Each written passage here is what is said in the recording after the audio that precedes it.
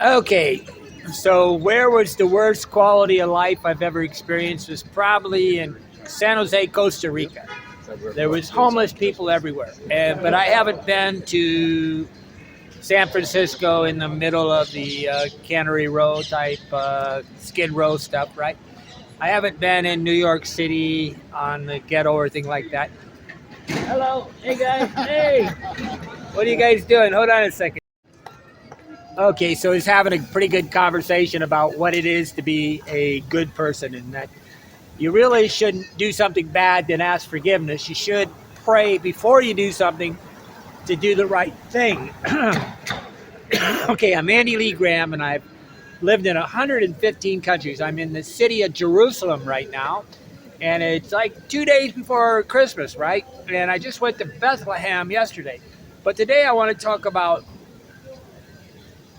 the signs of a quality life, the signs of the philosophy, the signs of a high quality life.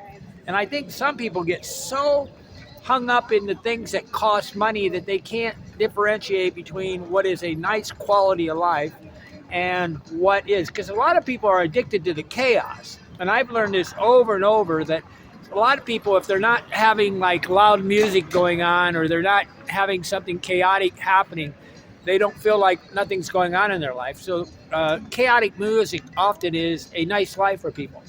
But I'm a guy that I should quote Desiderata, go peacefully in the midst of chaos and remember what peace there be in silence.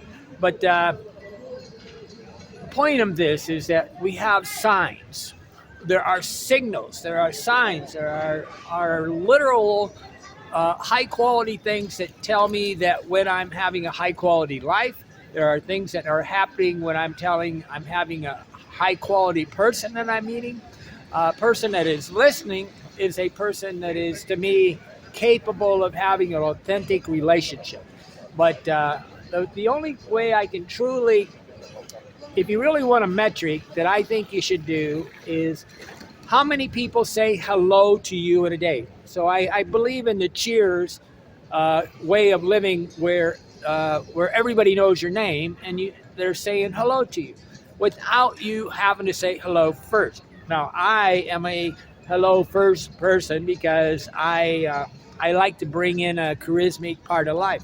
But there are signals and there's signs and there's things that we can count that tell you you have a high quality of life. And the first one is how many people are just naturally saying hello to you. And I will be saying hello to people as they walk by just to try to see if they say hello back. Okay, so I'm making a video, and actually people say hello better when you're making a video than they do because everybody wants to be part of a video. Okay. But the worst possible place I've ever been for living was San Jose, Costa Rica, because I had to sit there and endlessly look at homeless people. And I think endlessly looking at poverty is the opposite of being rich. There's a few homeless people here in Jerusalem, but very few. A few con men that are pretending to be Christian, and then they want you to pray for them, but they really just want you to give them money. And but the absolute probably worst quality of life is probably I ever seen was in Manila, Philippines. The human density, but to me, human density is the opposite of friendliness. I'll try to say hello to them. I'm bouncing, right? Okay, but homeless people is the opposite of a high quality life. So I often say in real estate, walk out to your second porch, look out over your area, and whatever you're looking at is the value of your house. Okay, so if you go to your porch and you look out and you see a bunch of mansions, that's the value of your house. It's not your house that values your house. It's the houses around you, but it's also the people around you is the value of the quality of your life. So, good morning. How are you? So the people that say hello to you, acknowledge you, is the quality of your life. Because at the end of the day, without people, we are nothing. Okay? And a lot of people have no value for people. And the minute they tell me that, I I believe them, and I try to leave them alone and realize that they need their peace. Everybody has the right to be alone. Everybody has the right to be gregarious. But if you really want to bring joy to the world, you're going to have to, you need people. Okay, but homeless people, but what do I want for people? I want people to live in a clean place with clean sheets. The thing that I miss the most about traveling and being in 115 countries is three things. First of all, clean, fitted sheets on my bed. Oh, there's something going off over here. It's kind of cool. It's like a steam. The steam's coming up out of the ground over here. Oh, can you see it?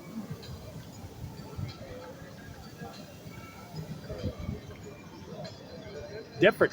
Three things that I miss as a traveler. One is clean sheets, fitted sheets. So I often carry a fitted sheet because I can rectify that problem. The second one is a washer and dryer. Like often in Europe, there are no washers and dryers. I mean, it's amazing how badly it is. I never forget. I lived with this. I stayed with this woman I met in Turkey that was from France, and I was in Paris. And she had a washing machine, but she had no way to dry her clothes, and they wouldn't let her hang her clothes on the porch because of the condo. She paid $180,000 for a condo that was maybe 400 square feet. And then she had to drive around for like 2 hours to find a parking spot. I told her, I said, I'd sell the car. But clean sheets, fitted sheets, and then a washer and dryer. And I have been laughing because I'm in a hostel. When I was in Tel Aviv, I never once, in the whole time, there's about 100 people living in the hostel, and I never once saw anybody take a shower. And here, I only see this Yvonne taking a shower. It's kind of a mutual male-female shower. And she's actually one of the few people I actually see take a shower daily. I take a shower daily and do my best. On the other side, it's pretty cold, so I understand nobody wanting to take a shower. But I also understand when they don't want to wash their clothes. But there's a thing there where you can wash your clothes, but I have no idea where the washer and dryer is. So I was very lucky I got washed my clothes when I was in Tel Aviv. But washer and dryers, that's the signal to me of high-end quality of life. The third thing is being able to walk without looking at the ground. And that is one thing that Jerusalem has right now. They have a high quality of walking, especially near this train track. You can walk without just stumbling over everything. Like when I'm in the Philippines or Guatemala or whatever, you have to be always looking at the ground. That's one thing I really love about the United States. So those three things are my first elements of a high quality of life. But the biggest thing is, for a high quality life, is the number of people that say hello to you on a regular basis. If they don't say hello to you, you don't have any friends, therefore you're alone, and the quality of life sucks, right?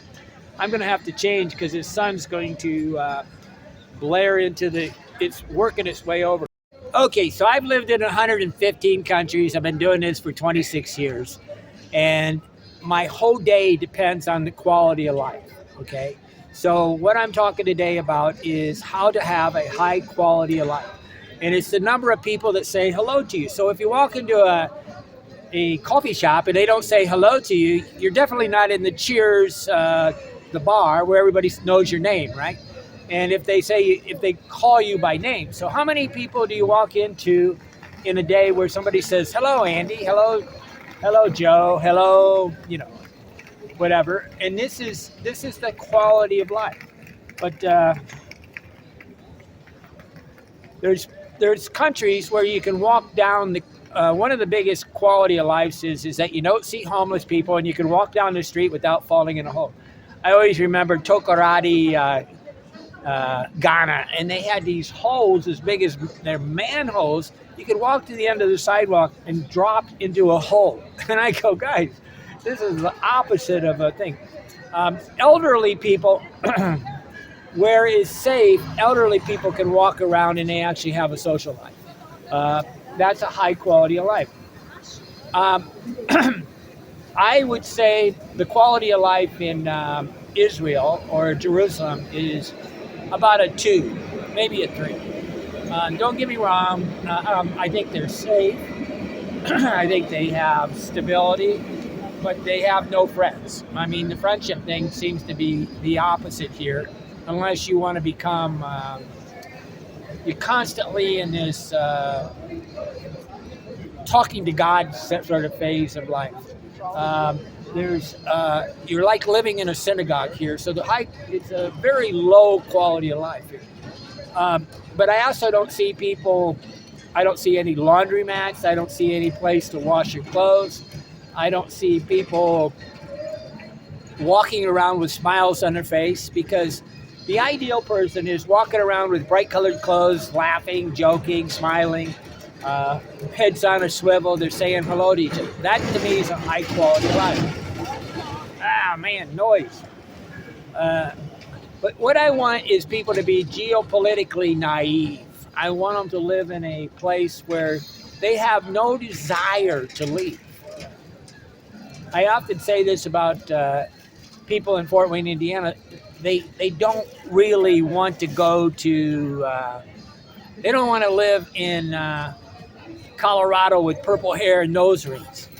A lot of things is about the tribe that you live in, okay? And then there's tribal things to everywhere you're at. Here is a very Jewish tribal mentality. They're walking around with kippahs, and they're walking around very, very, it's a great place to live if you want to be Jewish, okay? And you want to be talking about Jewish things all the time, okay? But I really want people to stay at home. I don't want them to travel. I don't want them to understand the brute nature of the world. I realize that most of them take with them all their proclivities to be insane. So don't take your insanity and export it to other countries, please. This guy looks like my, kind of looked like my Argentina friend that was on the plane. But things that are not signals of high quality of life are metal detectors because of bombs. There's metal detectors here, not that many. A lot of people think there's checkpoints everywhere. Nah, I've only went through a checkpoint, a metal detector to get into the train station. Well, no, not the train station, the bus station, the central bus station of Jerusalem, and thing. And it's really Mickey Mouse here. There's not metal detectors and things. There is a stop between Bethlehem. But what's interesting is part of a good quality of life is the freedom to move, right? And that's where they don't have that here. The Israelis don't move into the West Bank area. The West Bank people do move into the thing. So in a lot of ways, the quality of life of Bethlehem is better than the life of Jerusalem because they have more freedom. But metal detectors, okay, one of the number one signs that you're in a horrible place is when there's the existence of hostels. A hostel is where there's a dormitory bed, and what they do is they put like 20 people in one room, so they get 20 times $10, and they get $200 a night for the room. That's a hostel. In the United States, we have hostels in New York City, whatever. But actually having to live in hostels is like Western Europe and places where the quality of life is really low. Okay, when a low quality of life is when you have such high human density that they'll do anything to find a way to live. Okay, and that's where you have Salvation Army, mission homes, and things like that. A mission home is the opposite of a high quality life.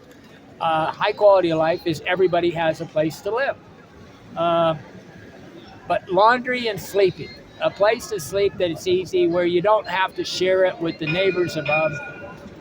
The noise is low. You have your own little castle, and your home is your castle. And that's the reason why, to me, I'm trying to get people to realize that New York City is the opposite. It's an addiction to chaos.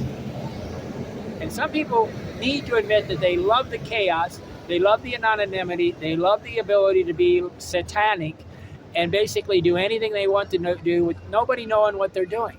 And that is not a high quality of life, and you're not getting in touch with your thing. But this is a condo, high rise. You got four-story highs. I'll show you a building over there. This building over here is 4 stories, absolutely normal. But the new developments here, the settlements, this is one big condo development project. The the good part is you don't need a car because the public transport's pretty good. Uh, I do think the ownership of cars is a higher quality of life. So the United States, the Midwest is to me the ideal quality of life because you have your own home, you have your 2-car garage with that garage door opener, you have a place for a cookout, you actually can walk on grass in your backyard. Uh, if there's no place to walk on grass, if you cannot walk on grass easily, or they're at least not giving you a park, you got to think about it. Uh, but happy places where people are smiling at each other, talking free, they know your name and they say hello. They don't have this perma grimace on their face, permagrim. Like you're annoying them if you're talking. Heat is a wonderful thing.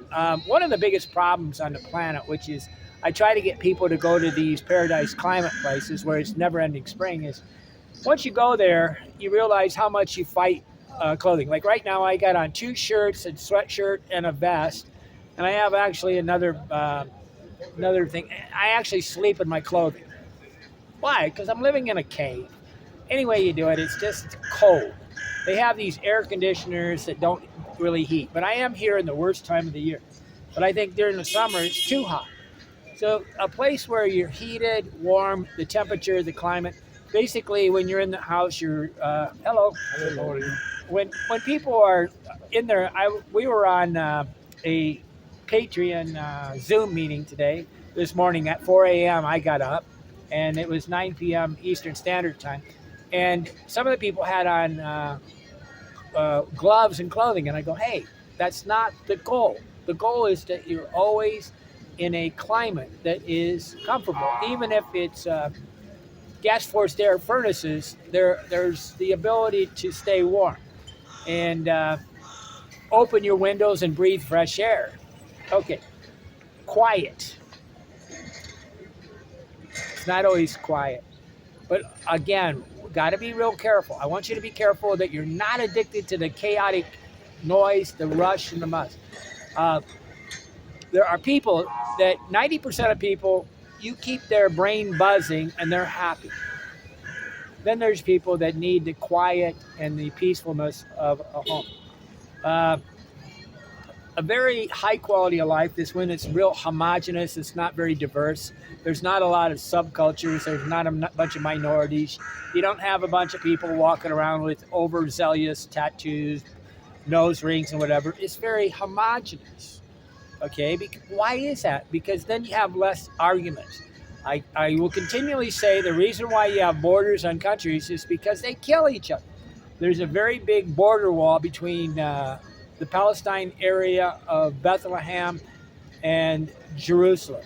Jerusalem's kind of a little island, a place that three religions are fighting over. Not exactly a thing. When you got the United Nations in your country, you know you're fucking up. When I was in, what country was I in? Haiti, and they had the United Nations. Whenever I see these big white United Nations cars, like in Bethlehem, that means there's a problem with the quality of life. Denzel Washington said something on a video I was watching today. Today is like December 22nd or something. And what he said is he can't talk about religion in Hollywood. And when you're afraid to talk about religion because you might irritate somebody, that is not freedom of speech. Again, this is the epicenter of the Holy Lands, and it's not freedom of speech, guys. I don't want you to travel. I want you to stay at home in peace. The United States has got to be one of the most, safest places on the planet. And one of the things that you find that in highly developed countries, in very, very homogenous, safe places, any kind of like one racist act becomes the news. When there's a racist thing happening in the United States, is because it's so isolated. You go to you go to India or even here, it's so normal that they would never consider it worthy of news, right? Racism is a thing, but the bigger problem on the planet is statusism. Statusism is they look down on poor people. So this is like a New York. You're not anybody. It's like when Frank Sinatra says that if you can make it here, you can make it anywhere. He's not talking something good about New York City. He's saying that if you can make it here, you can make it anywhere. That means that, yeah, if you're at the top of your game, the thing, that is not the way life should be. You shouldn't go to a university or Harvard where you just basically put in your time. You should be always at the top of your game. I was laughing. The place I was at in Colombia had really good blind paths. Here, it's really dangerous to walk around as a blind person. You can walk around. You can probably motivate around here pretty good with a electric wheelchair. But in poor quality of life places, there's a lot of diversity. And when there's a lot of diversity, that means you got people with purple hair, nose rings, and everybody's trying to stand out in the middle of a crowd. They're all peacocking. Places where they peacock. Now, they can't do this here in Israel because it's you're living in a synagogue or you're living in a Catholic church. But sharing space where you have to share space continually with other people, that's the reason why this is really difficult for me, because all you have is a balcony. This is a condo project. Israel is a condo project. A developer's dream. A condo project where you give them all the same quality of life and you do it. It's not a hostel. Living in a hostel is not a high quality of life. I only have to do this in the overdeveloped countries. In Colombia, Thailand, Central America, Guatemala. I don't have to live it. In Africa, I don't have to share a room with somebody. I have a private room. Independence. This is one thing I haven't been able to find is centers of knowledge. There's not an overwhelming amount of, I haven't seen any libraries. But don't get me wrong, I don't read Hebrew, and they're not doing anything here to make this compatible for English speakers. Everything is in Hebrew, and they're making it into a tourist trap mentality. Hey, girls. There's a bunch of military girls walking by.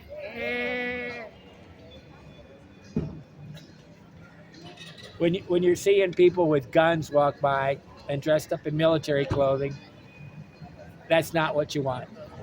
Health clubs. Where are the health clubs? Health clubs are a sign of a opulence of time. Like around Fort Wayne, there's a health club on every corner. Okay, 24-hour fitness, Planet Fitness. The people here in Israel have been talking about Venice Beach and Planet Fitness there. And they seem to know it because somehow that becomes a tourist attraction when they go to other countries. But metal detectors, when you need to go through a metal detector, have you ever in Ohio, Indiana, Pennsylvania needed to go through a metal detector except at the airport? That's not a sign of thing. Carry out. Carry out to me is the opposite of a high quality life. When you go through the carry out thing, that means your life is too busy. Again, the metric that I want you to use is how many people say hello to you by name? How many people walk up and say hello? How many people just idly say hello to you because you're standing? That is the metric on the quality of life you live in. Wild clothing, deviant behavior. Nobody wants to be judgmental, but at the end of the day, we're all extremely judgmental, pretending that we're not judgmental. And that's where the big lie is. Okay, you need to be extremely admitting to reality if you want to have a great quality of life, because if you want to live in a delusion, you can be very happy, but you're not going to be living a high quality of life because you're always going to tolerate something that you don't need to tolerate. And right there is what I'm trying to do. I dream of a world where everybody says hello to each other. If you really want to make the world a better place, say hello to everybody. Hello. Say hello to anybody and everybody, and spread some joy around the planet. If you're walking into a church and nobody says hello to you, you might think about a different church. If you're walking into a synagogue and nobody says hello to you, you might think about a different synagogue. At the end of the day, it's all about the friends that we have and we keep that makes a quality of life.